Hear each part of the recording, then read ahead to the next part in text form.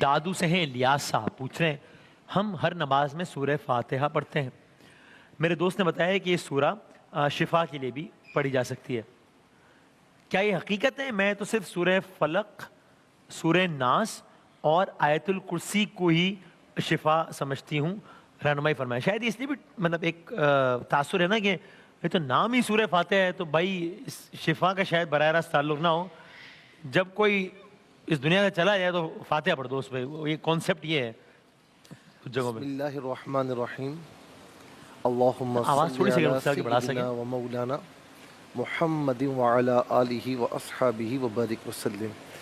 یہ لوگوں میں یوں سمجھتے کہ کنسیپٹ پایا جاتا ہاں ہے ہاں کہ کوئی مر جائے تو الفاتحہ، ایک لمبی سی آواز بسم اللہ آتی ہے الرحمن الفاتحہ، الرحیم، تو وہی فاتحہ پڑھے۔ بالکل سے ایسے ہی۔ دیکھیں یہ سورہ فاتحہ یہ ہمہ گیر صورت ہے، ہمہ جہت ہے۔ اچھا جس طریقے سے سمجھانے کے لیے عرض کر رہا ہوں، میڈیسنز ہوتی ہیں نا، ہر میڈیسن میں شفا ہے لیکن ہر ایک کی خاصیت الگ ہے، ٹھیک ہے نا؟ صحیح ہے، یہ سمجھانے کے لیے عرض کر رہا ہوں ورنہ کوئی موازنہ نہیں ہاں ہے۔ ہاں ظاہر ہے، صحیح صحیح بالکل صحیح۔ پورا قرآن وَنُنَزِّلُ مِنَ الْقُرْآنِ مَا هُوَ شِفَاءٌ وَرَحْمَةٌ لِّلْمُؤْمِنِينَ، یہ پورا قرآن اللہ تبارک و تعالیٰ نے ایمان والوں کے لیے شفا بھی بنایا ہے، رحمت بھی بنایا ہے۔ صحیح ہے، لیکن کچھ صورتوں کی کچھ خصوصیات ہوتی ہیں، جیسے سورہ فلق اور ناس کے لیے بالیقین وہ بھی شفا کے لیے ہیں، لیکن خاص طور پر جن پر جادو ہو جائے، ہم نے عرض بھی کیا تھا اور پورا ہم نے وظیفہ بھی بتایا تھا، تو سورہ فلق اور سورہ ناس یہ بد اثرات کے لیے، جنات کے لیے، وسوسوں کے لیے، اور اسی طریقے سے جو جادو ہو جائے اس کے لیے اکسیر ہے، صحیح، ٹھیک ہے؟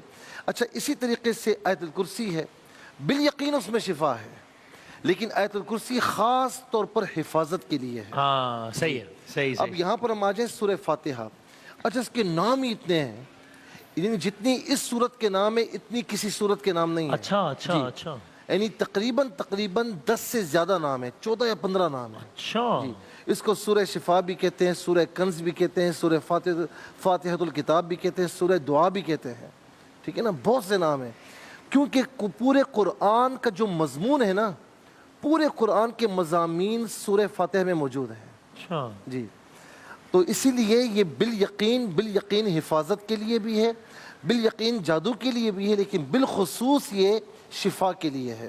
اچھا میں آپ کو دونوں فوائد بتاتا ہوں، اخروی فوائد بھی اور جو دنیاوی شفا کے بھی ہیں۔ صحیح ہے، آپ ہر نماز میں سورہ فاتحہ پڑھتے ہیں وسیم بھائی؟ بالکل پڑھتے ہیں نا؟ ہر رکعت میں نہیں، پہلی لیکن ابتدائی رکعت میں۔ کبھی اس پر غور کیا ہے ہم نے کہ سورہ فاتحہ ہے کیا؟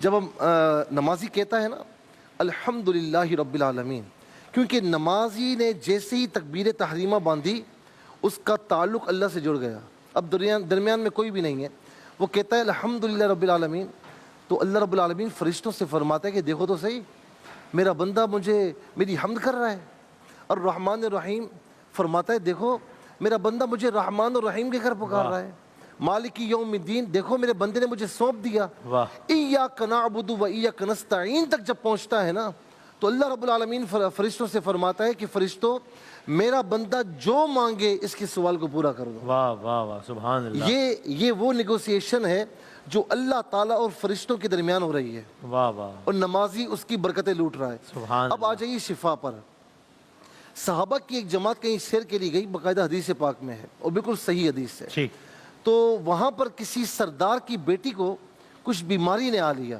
ہاں ہاں تو انہوں نے کہا بھائی کوئی دم کرنے والا ہے، ایک صحابی گئے انہوں نے دم کیا اور اسے شفا ہو گئی، فوراً شفا ہو گئی۔ اچھا اس نے تحفے میں کچھ چیزیں پیش کی، اب صحابہ میں یہ اختلاف ہوا کہ بھئی یہ تحفہ لینا چاہیے نہیں، آقا علیہ السلام کی بارگاہ میں آئے تو آقا نے فرمایا تم نے مانگا تو نہیں نا، اب تمہارے لیے جائز ہے، ٹھیک ہے؟ فرمایا پڑھا کیا تھا؟ تو صحابی نے عرض کی یا رسول اللہ سورہ فاتحہ، تو فرمایا یہ سورہ شفا ہے، شفاء لکل داء، میرے نبی نے فرمایا صلی اللہ علیہ وسلم کہ اس سورہ فاتحہ میں اللہ تبارک و تعالیٰ نے ہر بیماری سے شفا رکھی۔ سبحان اللہ سبحان اللہ۔ اب علماء یہ فرماتے ہیں کہ سورہ فاتحہ کو اگر 7 مرتبہ پڑھے کوئی کیسا ہی بیمار کیوں نہ ہو، کیسا ہی بیمار کیوں نہ ہو، اگر اس کے حق میں شفا ہے تو اللہ تعالیٰ اسے شفا عطا فرمائے گا۔ اچھا 7 مرتبہ پڑھیں، اور میں نے ایک طریقہ عرض کیا تھا پہلے بھی، اس طریقے سے پڑھ لیں تو اس کا فائدہ بہت بڑھ جاتا ہے، ویسے تو فائدہ ہی فائدہ ہے نا، صحیح، بسم اللہ الرحمن الرحیم کے ساتھ پڑھنی ہے، اور بسم اللہ الرحمن الرحیم میں جو رحیم کی میم ہے نا وسیم بھائی، رحیم کی میم کو الحمد کی لام کے ساتھ ملانا ہے۔ ہاں ہاں ہاں ہاں بسم اللہ الرحمن الرحیم الحمد للہ رب العالمین۔ صحیح ہے۔ میں آپ کو بتاؤں کہ جس کو بتایا ہے نا، اللہ رب العالمین نے کرم فرمایا ہے۔ 7 مرتبہ یہ پڑھیں، اول آخر 3 بار درود شریف۔ ہاں زبان کو پاک رکھیں جھوٹ سے، غیبتوں سے، مال حرام سے وغیرہ وغیرہ۔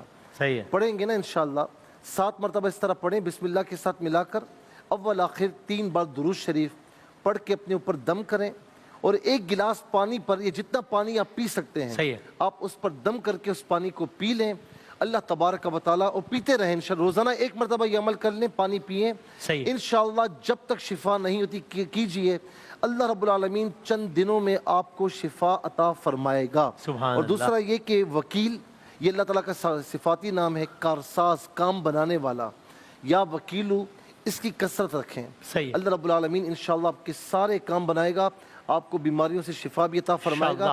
اس کے لیے میں تمام دیکھنے والوں، سننے والوں سے کہوں گا، کوئی اجازت کی ضرورت نہیں، بالکل کیجئے۔ صحیح ہے۔ اللہ رب العالمین شفا عطا فرمائے۔ جزاک اللہ، بہت نوازش۔